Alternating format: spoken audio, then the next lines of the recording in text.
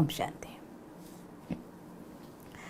ബന്ധങ്ങൾ ഉണ്ടാകാനല്ല പ്രയാസം, നമുക്കുണ്ടായി കിട്ടുന്ന നല്ല റിലേഷൻസിനെ, നല്ല ബന്ധങ്ങളെ നിലനിർത്തിക്കൊണ്ടുപോകാനാണ് ഏറ്റവും കൂടുതൽ പ്രയാസം. ഇന്ന് ബന്ധങ്ങൾ തകരാതിരിക്കാൻ വേണ്ടി നിങ്ങളെ സഹായിക്കുന്ന കുറച്ച് പോയിന്റ് നിങ്ങൾക്ക് പറഞ്ഞു തരാൻ ഞാൻ ആഗ്രഹിക്കുകയാണ്. ഒന്നാമത്തെ കാര്യം തന്നെ, നിങ്ങൾ റിലേഷൻഷിപ്പിനെ നന്നായിട്ട് മുന്നോട്ട് കൊണ്ടുപോകാൻ ആഗ്രഹിക്കുന്നുണ്ടെങ്കിൽ ഒരിക്കലും വാദിച്ച് ജയിക്കാനായിട്ട് നോക്കരുത്. വാദിക്കാൻ തുടങ്ങുമ്പോൾ കാര്യം ചെറുതായിരിക്കാം, പക്ഷെ വാദിക്കാൻ തുടങ്ങിക്കഴിയുമ്പോൾ നമ്മുടെ ശരീരത്തിൽ അഡ്രിനാലിൻ, കോർട്ടിസോൾ ഇങ്ങനെയുള്ളതായിരിക്കുന്ന പല ഹോർമോൺസ് ഉണ്ടാവുകയും അത് നമ്മുടെ കൺട്രോളിൻ്റെ അപ്പുറത്തേക്ക് ആ വാദത്തിനെയും തർക്കത്തിനെയും കൊണ്ടുപോവുകയും ചെയ്യും.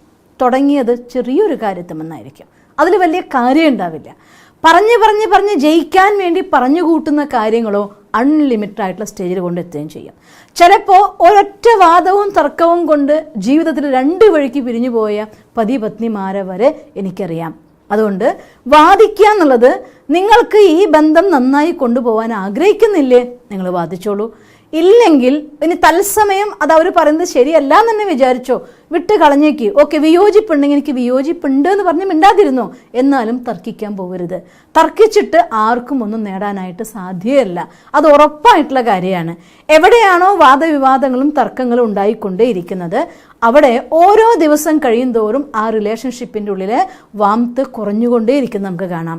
ആ കുറഞ്ഞ് ഒരു ദിവസം ഇനി അഥവാ അകന്നു പോവാൻ വയ്യെങ്കിലും, ഞാൻ ഓർത്തു പോവുകയാണ്, ഒരിക്കൽ ഒരു ലേഡിയായിട്ട് സംസാരിക്കുമ്പോൾ പുറമെ കാണുമ്പോൾ ഭയങ്കര വാംത്തായിരിക്കുന്ന ഫാമിലിയാണ്, ഭയങ്കര കെയറിങ് തോന്നിപ്പോവും, നമുക്ക് അങ്ങനെയാണ് ഇങ്ങനെയാണ് നമുക്ക് ഫീൽ ചെയ്ത് പോവും.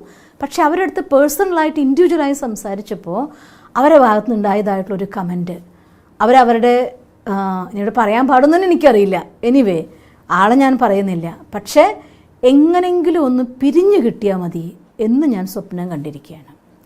പിരിയുന്നത് ഏത് വിധത്തിലായാലും എനിക്ക് കുഴപ്പമില്ല, അത്ര ഞാൻ മടുത്തു പോയിട്ടുണ്ട്. ഞാൻ ഷോക്കായിപ്പോയി.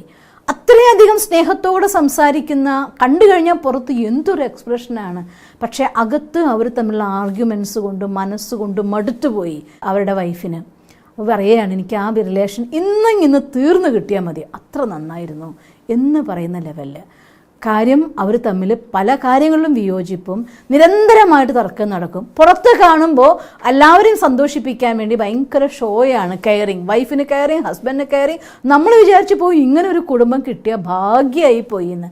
പക്ഷെ അതിൻ്റെ അകത്ത അവസ്ഥ പരസ്പരം ആശയങ്ങളിൽ പൊരുത്തപ്പെടാൻ പറ്റാത്തത് കൊണ്ട് നിരന്തരം നടക്കുന്ന ആർഗ്യുമെൻ്റ് റിസൾട്ടാണ് വൈഫിൻ്റെ വായിൽ നിന്ന് ഇത്തരമൊരു വാക്ക് ഞാൻ കേട്ടത്. കുറച്ച് കഴിഞ്ഞ ശേഷം ഞാൻ വേറൊരു സന്ദർഭത്തിൽ എൻ്റെ മനസ്സിലിതുണ്ട്, ഞാൻ ആരോടും പറഞ്ഞില്ല, പക്ഷെ അവരുടെ ഹസ്ബൻഡിനോട് ഞാൻ സംസാരിച്ചു. ഹസ്ബൻഡിനും ഒട്ടും വ്യത്യസ്തമല്ലാത്ത അഭിപ്രായമാണ്. പുറമെ കാണുമ്പോൾ എത്ര നന്നായിട്ടാണ്, പക്ഷെ അകത്ത് ഒരുപാട് രണ്ട് ലോകത്താണ് അവർ ജീവിക്കുന്നത്. നിവൃത്തിയില്ല, ഡൈവോഴ്സ് ആയി കഴിഞ്ഞാൽ അച്ഛന് വിഷമം, അമ്മയ്ക്ക് വിഷമം, മക്കളുണ്ട്, മക്കൾക്ക് എന്തു ചെയ്യും, അതുകൊണ്ട് ഒന്നിച്ചു പോകുന്നു എന്ന് മാത്രം. അവർ പരസ്പരം 5% പോലും, രണ്ടാളുടെ സേഫ്റ്റി പോലും അവർക്ക് ചിന്തയില്ല എന്നുള്ളതാണ് ആർഗ്യുമെൻ്റ് എന്നൊരു കാരണം. വേറൊരു കുറവും അവർക്കില്ല. നല്ല ജോലി രണ്ടുപേർക്കും ഉണ്ട്, രണ്ടുപേരും അന്യോന്യം സഹായിക്കുന്നുണ്ട്, കാര്യങ്ങൾ ചെയ്യുന്നുണ്ട്, ഒക്കെയുണ്ട്. പക്ഷെ അഭിപ്രായ വ്യത്യാസങ്ങളുടെ പേരിൽ ദിവസവും തർക്കം നടക്കുകയാണ്. അതുകൊണ്ട് ഞാൻ നിങ്ങൾക്ക് വേണ്ടി തുറന്നു പറഞ്ഞു തരികയാണ് ഈ അനുഭവം പറയാൻ കാരണം. നമ്മൾ വിചാരിക്കും നമ്മൾ തമ്മിലല്ലേ, ആ തർക്കമൊക്കെ ഉണ്ടായാലും കുറച്ച് കഴിയുമ്പോൾ അതൊക്കെ അങ്ങ് മാറി പിന്നെ സ്നേഹമാവും, അതൊക്കെ ഞങ്ങളവിടെ ഫുൾ സ്റ്റോപ്പ് ഇടുന്നു വിചാരിക്കരുത്.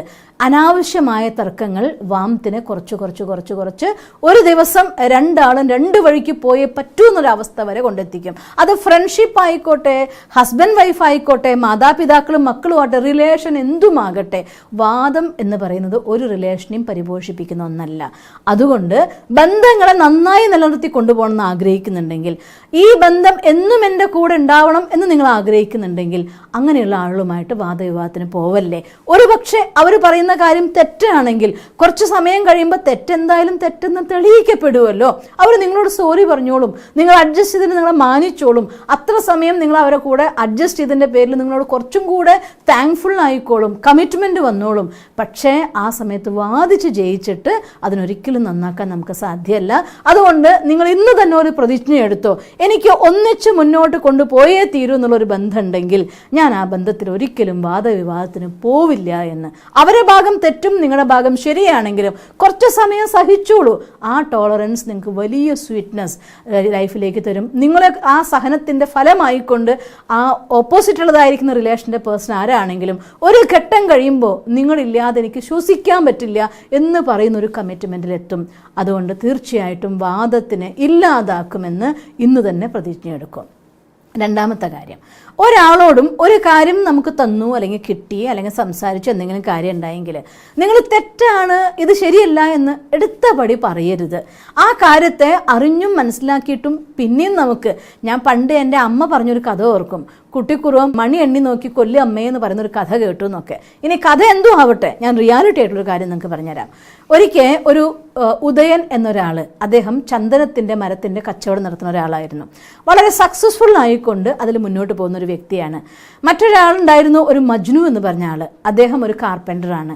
നന്നായി തന്നെ തൻ്റെ കാർപ്പൻ്ററി വർക്കിൽ എക്സ്പേർട്ടായിട്ട് മുന്നോട്ട് പോകുന്ന ആളായിരുന്നു. പക്ഷേ അദ്ദേഹം ചന്ദനമരം ഉപയോഗിക്കില്ലായിരുന്നു. മറ്റ് പല മരങ്ങൾ ഉപയോഗിച്ചുകൊണ്ട് മനോഹരമായിരിക്കുന്ന പല ഫർണിച്ചേഴ്സും ഈ മജ്നു ഉണ്ടാക്കാറുണ്ടായിരുന്നു.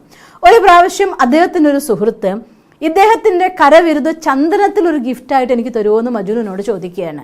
അപ്പോൾ മജ്നു പറഞ്ഞു, തീർച്ചയായിട്ടും, ഞാൻ ഇതുവരെ ചന്ദനത്തിൽ വർക്ക് ചെയ്തില്ല, എനിവേ നിനക്ക് വേണ്ടി ഞാൻ ചെയ്തു തരാമെന്ന് പറഞ്ഞു. അങ്ങനെ ഉദയൻ്റെ അടുത്തുനിന്ന് ചന്ദനമരത്തിന് വേണ്ടി ഓർഡർ കൊടുത്തു. മരം വന്നു. മരം കണ്ടപ്പോൾ അദ്ദേഹത്തിന് തോന്നിപ്പോയി ഉദയൻ എന്നെ പറ്റിച്ചതാണ്, നല്ല മരമല്ല എന്ന് തോന്നിപ്പോയി. ഉടനെ തന്നെ അദ്ദേഹം ഫോൺ ചെയ്ത് ഉദയനോട് പറഞ്ഞു, നിങ്ങളിൽ നിന്ന് ഇങ്ങനെ ഒരു കർമ്മം ഞാൻ ഒരിക്കലും പ്രതീക്ഷിച്ചില്ല, വിശ്വസിച്ചതായിരുന്നു, നിങ്ങൾ ഒട്ടും ശരിയായില്ല എന്നൊക്കെ. ഇത് കേട്ടപ്പോൾ ഉദയന് മനസ്സിനുള്ളിൽ ഭയങ്കര ദേഷ്യവും സങ്കടമൊക്കെ വന്നു. പക്ഷെ അദ്ദേഹം ആ സമയത്ത് തൻ്റെ മനസ്സിനെ അവിടെ ശാന്തമാക്കി വെച്ചുകൊണ്ട് പറഞ്ഞു, ഒരു കാര്യം ചെയ്യും മജ്നു ഭായി, നിങ്ങൾ അതുകൊണ്ട് വർക്ക് ചെയ്യൂ. അഥവാ നിങ്ങൾ വർക്ക് ചെയ്തിട്ട് ആ സാധനം നിങ്ങൾ വിചാരിച്ച പെർഫെക്ഷനിൽ എത്തിയില്ല, അതിന് ആ മരത്തിൻ്റെ ക്വാളിറ്റി കുറവുണ്ട് എന്ന് നിങ്ങൾ പറഞ്ഞാൽ ആ പണിക്കൂലി അടക്കം സാധനത്തിൻ്റെ വിലയടക്കം തന്നു ഞാൻ തിരിച്ചെടുത്തോളാം, എന്തായാലും വർക്ക് ചെയ്യുക നിങ്ങളെന്ന് പറഞ്ഞു. അങ്ങനെ ആ ഒരു കണ്ടീഷൻ മജ്നുവിന് സമ്മതമായി. മജ്നു അതുകൊണ്ട് നന്നായി തന്നെ അദ്ദേഹത്തിൻ്റെ ഫ്രണ്ട് ആഗ്രഹിച്ചു പോലുള്ളതായിട്ടുള്ള ഒരു സാധനം ഉണ്ടാക്കി കഴിയുമ്പോൾ തോറും അദ്ദേഹത്തിന് മനസ്സിലായി ഇത് ഒറിജിനൽ ചന്ദനം തന്നെയാണ്. അതിൻ്റെ സുഗന്ധവും ഓരോ ചീള് പോകുമ്പോൾ പോലും അദ്ദേഹത്തിന് വിഷമമായി, അയ്യോ ഇതൊക്കെ എനിക്ക് ചന്ദനം അരയ്ക്കാനെടുക്കാം, അത്രയും നല്ല മരം തന്നെയാണ് കിട്ടിയത്. പണി കഴിയാനാവും തോറും, പണി പൂർത്തിയാവും മുന്നേ തന്നെ മജ്നു ഉദയനെ വിളിച്ച് പറഞ്ഞു, സോറി സഹോദര, ഞാൻ നിങ്ങളെ തെറ്റിദ്ധരിച്ചു പോയി, അതുകൊണ്ട് വർക്ക് ചെയ്ത് ശീലമില്ലാത്തതുകൊണ്ട് എനിക്ക് പറ്റിപ്പോയതാണ്. ഓരോ ദിവസം അത് വർക്ക് ചെയ്യുമ്പോഴും എനിക്കതിൻ്റെ സുഗന്ധം സഹിക്കാനാവുന്നില്ല. ഞാൻ നിങ്ങളോട് ഇങ്ങനെ പറഞ്ഞു പോയത് ഞാൻ എങ്ങനെയാണ് മാപ്പ് പറയണ്ടേന്ന് പറയാം. അപ്പോൾ ഉദയം പറയും, സാരമില്ല, താങ്കളുടെ അനുഭവ സമ്പത്തിൻ്റെ കുറവാണത് എന്നെനിക്ക് മനസ്സിലായി, അത് വിട്ടേക്ക്, എന്നാലും നമ്മൾ തമ്മിലുള്ള ബന്ധം നന്നായിട്ട് പോയാൽ മാത്രം മതി എന്ന്. ഒന്ന് ആലോചിച്ച് നോക്കിയേ, പറഞ്ഞ് ആ കുറ്റത്തിനെ തിരിച്ചെടുക്കാൻ നമുക്ക് പറ്റുമോ? നിങ്ങൾ വിശ്വാസ്യതയില്ല എന്ന് പറഞ്ഞ ഒരാളുടെ അടുത്ത് എനിക്ക് തെറ്റുപറ്റി എന്ന് പറയേണ്ട ഒരു അവസ്ഥയിൽ വന്നു പോകും. അതുകൊണ്ട് ഒരാളൊരു കാര്യം പറയുമ്പോഴത്തേക്കും, എന്തെങ്കിലും ഒരു കാര്യത്തെക്കുറിച്ച് കേൾക്കുമ്പോഴത്തേക്കും വിശ്വസിക്കൂ. ഓക്കെ, വിശ്വസിക്കാൻ മീൻസ് നിങ്ങൾ അതിനെ വിശകലനം ചെയ്യണ്ടെന്നോ അറിയണ്ടെന്നോ മനസ്സിലാക്കണ്ടെന്നോ അല്ല. പക്ഷേ ആ പറഞ്ഞ കാര്യം തെറ്റെന്ന് പെട്ടെന്ന് തന്നെ നിങ്ങൾ പറയരുത്. ആ കാര്യത്തിനെ മനസ്സിലാക്കൂ, പഠിക്കൂ, ഉൾക്കൊള്ളൂ. എന്നിട്ട് പതുക്കെ പതുക്കെ പതുക്കെ തെറ്റാണെങ്കിൽ, ഞാൻ വീണ്ടും ആവർത്തിച്ചു പറയുകയാണ്, തെറ്റാണെങ്കിൽ അത് തീർച്ചയായിട്ടും തെളിയിക്കപ്പെടുക തന്നെ ചെയ്യും. അതുകൊണ്ട് ഒട്ടും വിഷമം കൂടാതെ ഇതിനെ അഡ്ജസ്റ്റ് ചെയ്ത് നിങ്ങൾ മുന്നോട്ട് പോകുന്നുവെങ്കിൽ തീർച്ചയായിട്ടും ആ ശരി നിങ്ങൾക്ക് സുഖവും സന്തോഷവും തരും. അഥവാ അത് തെറ്റാണ് എങ്കിൽ തെറ്റ് തെളിയിപ്പിക്കപ്പെടുമ്പോൾ അവർ നിങ്ങളോട് കുറച്ചും കൂടെ കമ്മിറ്റഡ് ആയിട്ടുള്ള ആളായിട്ട് മാറുകയുള്ളൂ. അതുകൊണ്ട് ആ കാര്യത്തിലും ഒരിക്കലും നിങ്ങൾ വിട്ടുവീഴ്ച വരുത്തരുത്. ഒരാളുടെ അടുത്ത് മുഖത്ത് നോക്കി നിങ്ങൾ മോശമാണ്, നിങ്ങളുടെ കർമ്മം മോശമാണെന്ന് പറയുമ്പോൾ നിങ്ങൾ അവരെ ഇമോഷണലായിട്ട് വളരെ ആഴത്തിലാണ് ഹർട്ട് ചെയ്യുക. ഒരാളെ ഒരു പക്ഷേ ക്ഷമിച്ച് സാരില്ല എന്ന് പറയായിരിക്കാം. മറ്റു പലരും അങ്ങനെയുള്ളതായിരിക്കുന്ന ചില മൊമെൻറ്റ്സിലൂടെ ഇവരുമായിട്ട് റിലേഷൻ കീപ്പ് ചെയ്യാൻ ശരിയാവില്ല. കാരണം അവർ എന്തോ തോന്നിയത് വായിക്ക് പറയും. അതുകൊണ്ട് ശരി ആയിക്കോട്ടെ, കഴിഞ്ഞത് കഴിഞ്ഞു, ഇനി ഇവരൊന്നിച്ച് മുന്നോട്ട് പോകണ്ട എന്ന തീരുമാനമാണ് പലരും എടുക്കുക. അതുകൊണ്ട് അത്തരത്തിലായിട്ടുള്ള കാര്യങ്ങൾക്ക് വേണ്ടി നിങ്ങൾ പോയേക്കരുത്. പിന്നെ ഒരു കാര്യം എന്താണെന്ന് വെച്ചാൽ, ഒരു കാര്യം ഒരാളുടെ കയ്യിൽ നിന്ന് തെറ്റ് സംഭവിച്ചു പോയാൽ പഴയ തെറ്റുകളെ വീണ്ടും കോട്ട് ചെയ്തെടുത്തുകൊണ്ട് സമയവും സന്ദർഭവും വരുമ്പോൾ മാല കോർക്കരുത്. ഈ മാല എന്നും നമുക്ക് നഷ്ടമേ ഉണ്ടാവുള്ളൂ. പലപ്പോഴും ജീവിതത്തിൽ തെറ്റുപറ്റാത്ത മനുഷ്യന്മാരില്ല. തെറ്റ് പറ്റിയിട്ടുണ്ടായിരിക്കാം. ആ തെറ്റുകളെ തിരുത്തിക്കൊണ്ട് മുന്നോട്ട് പോകുന്ന സമയത്ത് അതിനനുബന്ധമായിട്ട് സമാനമായിട്ട് എന്തെങ്കിലും മിസ്റ്റേക്ക് സംഭവിച്ചാൽ, അഥവാ മിസ്റ്റേക്ക് എന്ന് നമുക്ക് തോന്നിയാൽ, രണ്ടും ഞാൻ എടുത്ത് പറയുകയാണ്. ഒരു പക്ഷേ മിസ്റ്റേക്ക് സംഭവിച്ചിട്ടായിരിക്കാം, അഥവാ മിസ്റ്റേക്ക് സംഭവിച്ചു എന്ന് എനിക്ക് തോന്നിയതായിരിക്കാം. ഇതിലേത് സംഭവിച്ചാലും സ്വാഭാവികമായിട്ടും അടുത്ത ആളുണ്ടാവുന്ന ഒരു അവസ്ഥ. അതുവരെയുള്ള എല്ലാ കാര്യങ്ങളും അങ്ങ് കളക്ട് ചെയ്യും. അന്ന് ഇങ്ങനെ തന്നെയാണ് ഉണ്ടായത്, ഇന്ന് അന്ന് തന്നെയാണ് പറഞ്ഞത്, അതേ കാര്യം വീണ്ടും ആവർത്തിച്ചിരിക്കുകയാണ്. ഈ ഒരു കളക്ഷൻ നിങ്ങളുടെ അടുത്ത് വരുന്നതോട് കൂടിയിട്ട് അവിടെ നിങ്ങൾക്ക് ആ ബന്ധത്തിന് മുറിക്കാനേ പറ്റുള്ളൂ, പിന്നെ നന്നാക്കി കൊണ്ടുപോകാനേ പറ്റില്ല. ഒരു പക്ഷേ അന്ന് അവരുടെ കയ്യിൽ നിന്ന് തെറ്റ് സംഭവിച്ചിട്ടുണ്ടായിരിക്കാം, ഇന്ന് അങ്ങനെ ആയിക്കൊള്ളുന്നേ ഇല്ല. നമ്മുടെ മനോഭാവം അങ്ങനെയാണെന്ന് തോന്നിയതായിരിക്കാം. അതിൻ്റെ റിയാലിറ്റിയിലേക്ക് പോകാനും ആ കാര്യത്തിന് ആസ് ഇറ്റ് ഈസ് സ്വീകരിക്കാനും നമുക്ക് ഈ ഒരു മെമ്മറി ഒരിക്കലും സഹായിക്കില്ല. അതുകൊണ്ട് എന്തെങ്കിലും മിസ്അണ്ടർസ്റ്റാൻഡിങ്ങിൻ്റെയോ അല്ലെങ്കിൽ അബദ്ധത്തിൻ്റെയോ തെറ്റിൻ്റെയോ നിങ്ങളുടെ കയ്യിൽ മറ്റൊരാളെ കുറിച്ച് അറിയുന്ന ഒരു കാര്യമായിട്ട് സംസാരിക്കുകയാണെങ്കിൽ, അവരും ഒന്നിച്ച് നമുക്ക് മുന്നോട്ട് പോകേണ്ടതായിട്ടുള്ള ലൈഫ് ഉണ്ടെങ്കിൽ ആ ഒരു ഭാഗത്തിന് സ്റ്റാപ്ലർ അടിച്ചേക്കണം. ഒരിക്കലും തുറക്കാത്ത പേജുകളായിരിക്കണം. ഇന്നലത്തെ മിസ്റ്റേക്കിൽ നിന്ന് ഇന്നത്തേക്കൊരു നിഗമനത്തിലെത്തി ആ ഒരു ജഡ്ജ്മെൻറ്റിൻ്റെ ആധാരത്തിൽ മുന്നോട്ട് പോകുന്നുവെങ്കിൽ ഒരിക്കലും ഒരു ബന്ധവും നിങ്ങൾക്ക് നന്നായി കൊണ്ടുപോകാനായിട്ട് സാധ്യമല്ല. അതുകൊണ്ട് റിലേഷൻസ് സദാകാലത്തേക്ക് കൊണ്ടുപോകണമെന്ന് ആഗ്രഹിക്കുന്നുണ്ടെങ്കിൽ ഇനി വേണമെങ്കിൽ ആലോചിച്ച് നോക്കിയോളൂ. നമുക്ക് വേണമെങ്കിൽ നിശ്ചയിക്കാം, വേണ്ട ഞാൻ അത് കട്ട് ചെയ്യുന്നു എന്ന്. കട്ട് ചെയ്ത ശേഷം പിന്നെ പോകുമ്പോൾ നമ്മുടെ മനസ്സനുഭവിക്കുന്ന വേദന എത്രയായിരിക്കും. ഒരു റിലേഷൻ, ഒരു ബന്ധം ഞാൻ ഇഷ്ടപ്പെടുന്നുണ്ട് എങ്കിൽ, അവർക്കൊന്നിച്ച് മുന്നോട്ട് പോകാൻ ഞാൻ ആഗ്രഹിക്കുന്നുണ്ടെങ്കിൽ, അത് മുറിക്കപ്പെടുമ്പോൾ അവർക്ക് മാത്രമൊന്നുമല്ല വേദന, നമ്മുടെ ഉള്ളിലും വേദനയുണ്ടാവും. ആ വേദന ആഴത്തിൽ ഉപബോധ മനസ്സിൽ പോയിട്ട് കിടക്കുകയും പലപ്പോഴും മുന്നോട്ടുള്ള യാത്രയിൽ ആരിലും വിശ്വാസമർപ്പിക്കാൻ പറ്റാത്ത രീതിയിലുള്ള മാനസിക അവസ്ഥകൾ നമ്മളിൽ ക്രിയേറ്റ് ചെയ്യുകയും ചെയ്യും. അതുകൊണ്ട് പഴയ മെമ്മറീസ് ഒന്ന് സിബിട്ട് വെച്ചോ അല്ലെങ്കിൽ സ്റ്റാപ്ലർ അടിച്ചു വെച്ചോ, കീറിക്കളഞ്ഞോ ഡയറിയിൽ നിന്ന്. നമ്മുടെ ജീവിതത്തിൽ അങ്ങനത്തെ ഒരവസ്ഥ ഉണ്ടായിട്ടില്ല എന്നുള്ള പോലെ മറന്നേക്കണം. എന്നാലേ നല്ല ബന്ധങ്ങളുമായിട്ട് മുന്നോട്ട് പോകാൻ നിങ്ങൾക്ക് സാധിക്കൂ. ഈ കൊച്ചു കാര്യങ്ങൾ ഇത് നിങ്ങൾക്ക് ശ്രദ്ധിക്കാൻ വളരെ ഈസിയാണ്.